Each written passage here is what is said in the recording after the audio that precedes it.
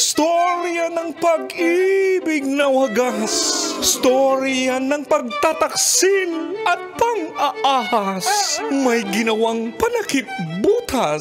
May happy ending ang wakas. Damdaming malambot at matigas.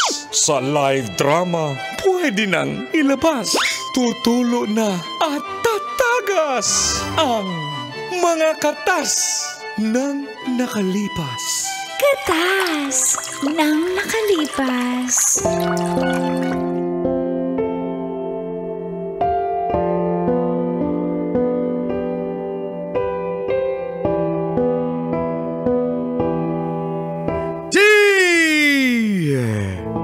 Angkol Tagol. And wow, Tita Tanya Chinita.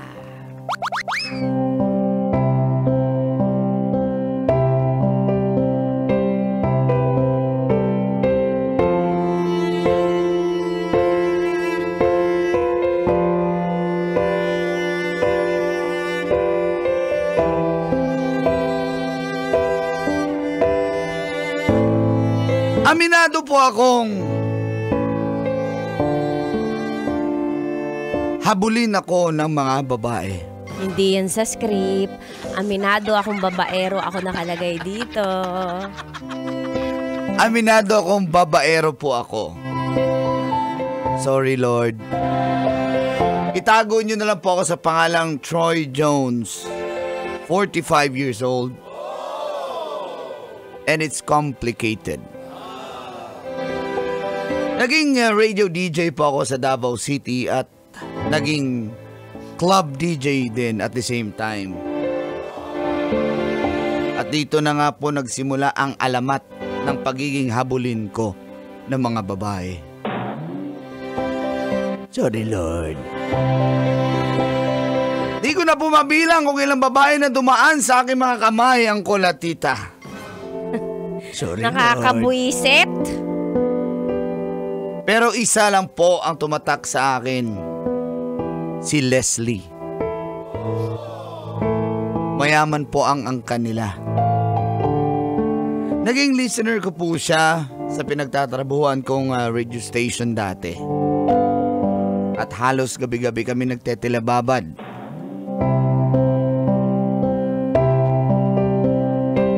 Hanggang sa hindi ko na malayang kami na pala. Basic. At dito na po nagsimulang tumagas Ang mga katas ng aking nakalipas.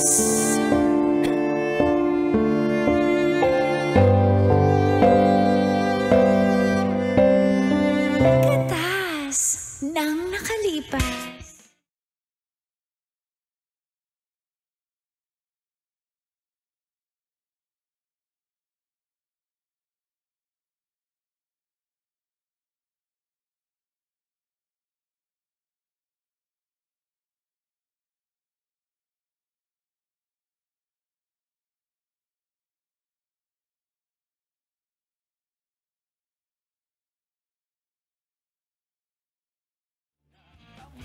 And you're still listening together with me. My name is Troy Jones. And I'd like to dedicate this song to a special person in my heart. This song goes out to Leslie from the Savage Garden. I knew I loved you, Leslie, before I met you. Maybe it's intuition.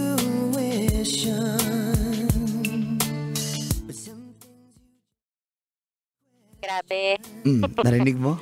Kinilig naman ako doon. Para sa akin talaga. Oo naman. Bakit mo minention magagalit yung ibang babae mo? Wala na akong ibang babae. Ikaw na lang. Ano ka ba? Hello? Hello? Hello. Oh. Thank you ah. Kinilig ako. Grabe ka naman. Pakinggan mo nga yung chorus, oo. Ang galing-galing mo talaga. Muling-muling mo ko, nakakainis ka na Troy ah. Sa ano? Tayo na, di ba? Sabi mo. Sabi mo. Oh, lambaw yan. Tsaka bibisitahin mo ako dito sa station. Ano? Di ba bibisitahin mo ako dito? Oo na. Sige ha, abangan kita bukas ha. Sige na. Wala bang I love you dyan bago mag-good night? Bilis mo naman masyado. Baka maunahan kasi ako ng iba eh. I love you. Sige na. Tumigil ka nga, Troy. I love you too. I know that it might.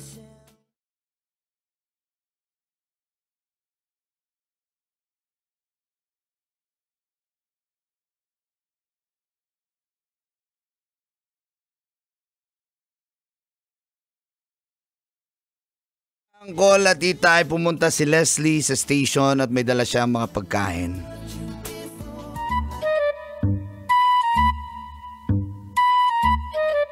Uy, ang sarap naman yan.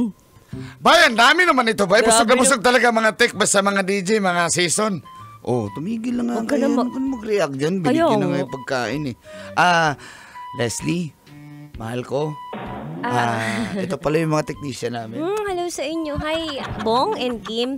Oo, kami, alam mo, wag kang mag-alala. Kami bala pag may ibang pumupunta dito. Jerry, pangalan ko ba? Jerry. Bong, Jerry. Cherry? Bong, Jerry. Jerry, yun to si Cherry. Jerry. Bungol ka, Kim? Jerry ba? Isa pa! Jerry. Ito, Si Jerry pala. Jerry. Ba't Jerry? Bay, magkasama tayo, bay. Hindi mo alam ng pangalan ko, bay. Yan. Kayo na bala kumain dyan ha kasi alis pa kami ni Kami magsusumbong pag may ibang umaabaligid dyan. Basta, safe ka sa amin. Teka lang, may sipon ako eh. Okay lang, wala namang problema. Pero thank you dahil tinanggap nyo ako at welcome ako dito. Alam ko na walang ibang nakakalapit dyan kay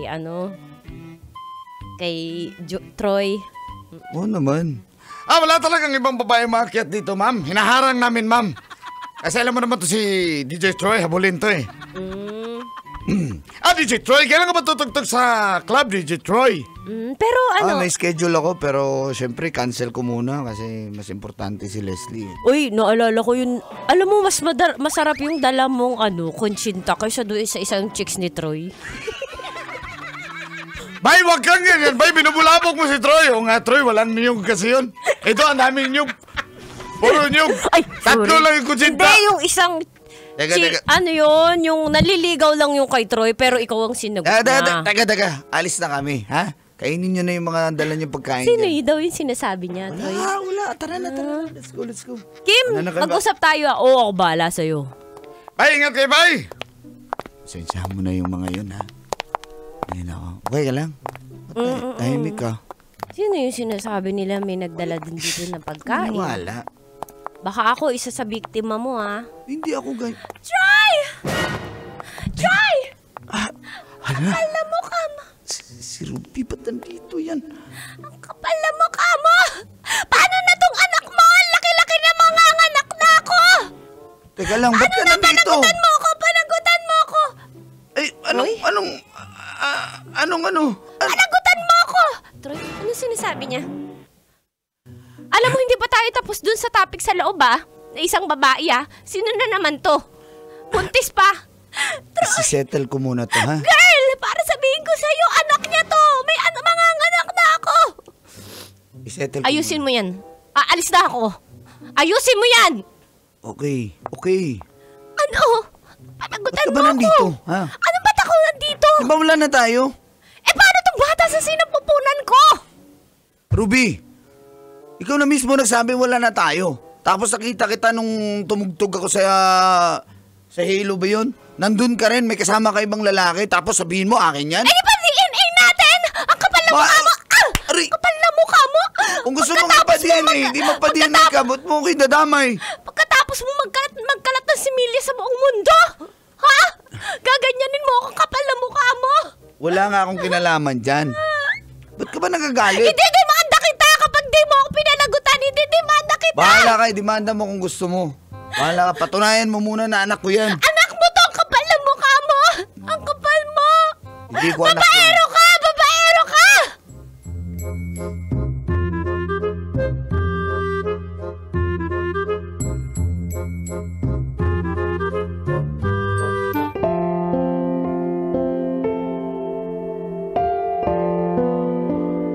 Umalis po ako sa boarding house na tinitirhan ko ang Kuya Tita para makaiwas kay Ruby. Sorry, Lord. At hindi lang sa kanya, pati na rin sa ibang babae na pumupunta doon. Alam na kasi nila yung boarding house ko eh. At sakto naman pong si Leslie ay ayaw niya akong pakawalan. Gusto niya magpakasal na kami at tutulungan niya raw ako sa mga pangangailangan ko. Tatanggapin niya ako, basta't magbago lang ako.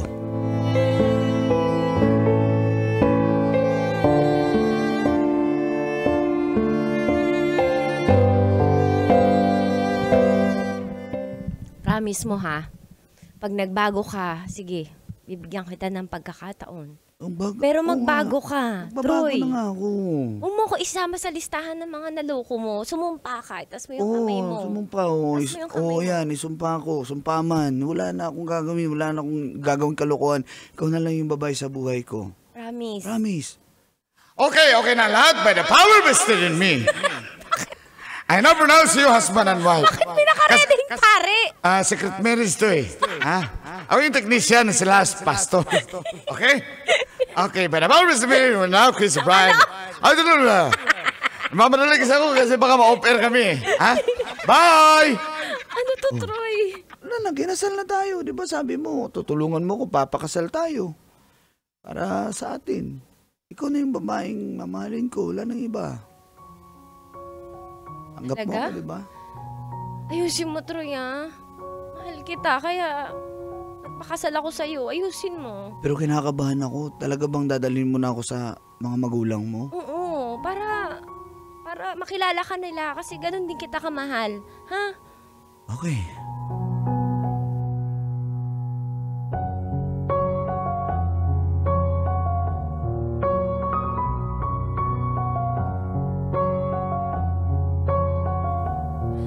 Ano? Diyos ko, bakit ka nagpakasal ng walang paalam sa amin? Oo nga, Dapat pipirma kami dyan sa kontrata Anak. Anong scam yun, yung pari na yun? Kanor, kausapin mo ang anak mo. Uy, lalaki.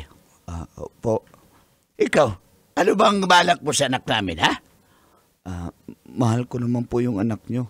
Sigurado ka? Daling tanungin mo, anong trabaho nito? Anong trabaho mo? Naku po, babaero. Wala pa, darling. Darling naman, antayin mo muna. Madama yung iba Hindi na alam kung ano yun Malay mo na, pulis ba yan, sundalo ba yan, o engineer, abogado ba yan? At tagal sumagot DJ po. Naku po. DJ? Naku, mas lalo. Pero makakakilala ko na loyal din naman.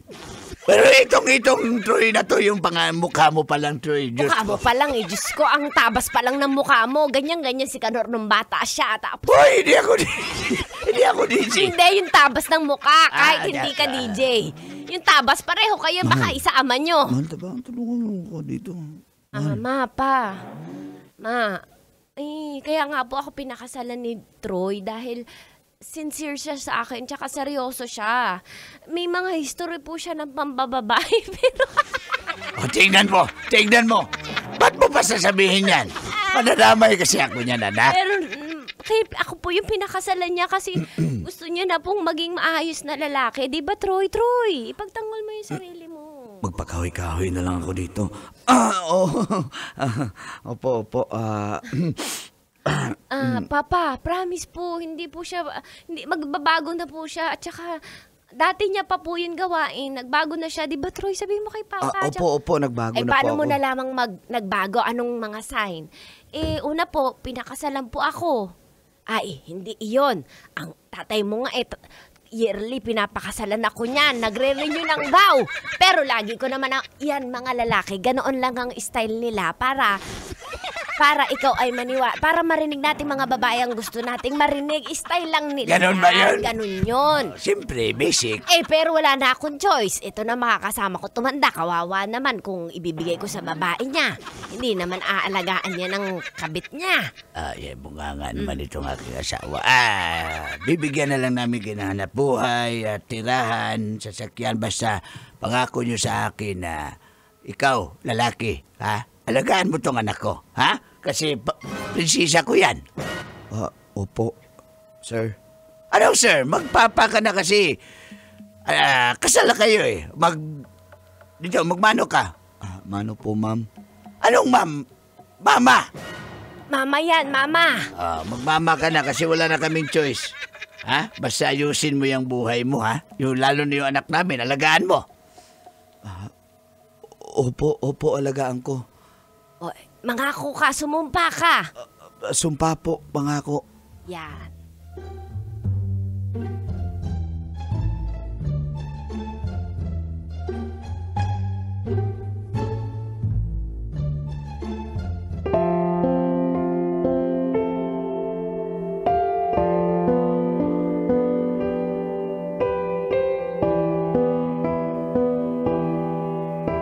Natanggap ko na po ang mga biyaya mula sa mga magulang ni Leslie. Gusto ko na pong bumait pero di ko magawa. Bumalik na naman ako sa aking bisyo na pambababae. Siyempre may pera na po ako, Uncle at Tita. Lahat ng mga negosyo ko, failure. Tayo po ako ng kainan. Paano po asenso pag maganda ang kumakain ililibre ko po? Meron man akong mga services pag maganda ang kukunin ko. Libre po lahat. Kaya hindi po lumago yung aking negosyo. At napuno na pala si Leslie.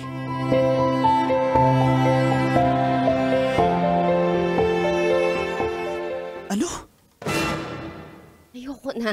Ang liit pa ng anak natin tapos ano? Yun nga, mas maganda. Habang maliit pa lang yung bata, hindi niya na makita yung kalokohan mo, Troy. Akala ko magbabago ka. Magbago naman ako ha. Pasensya na, patawarin mo ko, hindi lang naging successful ang mga negosyong pinasukan ko. Kitang-kita ko sa CCTV. Ha? Kapag maganda yung customer, sexy, walang bayad, binibigyan mo pa ng sukle, ano yun? Hindi ako si Goy-Goy, si George yun. Hindi ako yun. Alagad mo yun! Ha? Mga tinuturuan mo! Rinig na rinig ko sa CCTV, ha? Ano? Ayoko na. Alis na kami, tama yung mga magulang ko. Sana naniwala ako sa mga magulang ko. Sige! Ayoko na, Troy. Leslie, Ayoko na. pag hiniwalayan mo ako, lalayas ako, pupunta akong Dubai. Lumayas ka! Pumunta ka sa Dubai kahit kailan mo gusto. Wala akong pake. Ayoko na, Troy. Wala akong magiging kinabukasan Leslie. sa'yo. Pati anak ko, ayoko na. Leslie naman, oh. Ayoko na. Leslie, ayusin natin Ayoko to. na. Ayoko. Bigyan mo po ako ng chance. Ayoko na!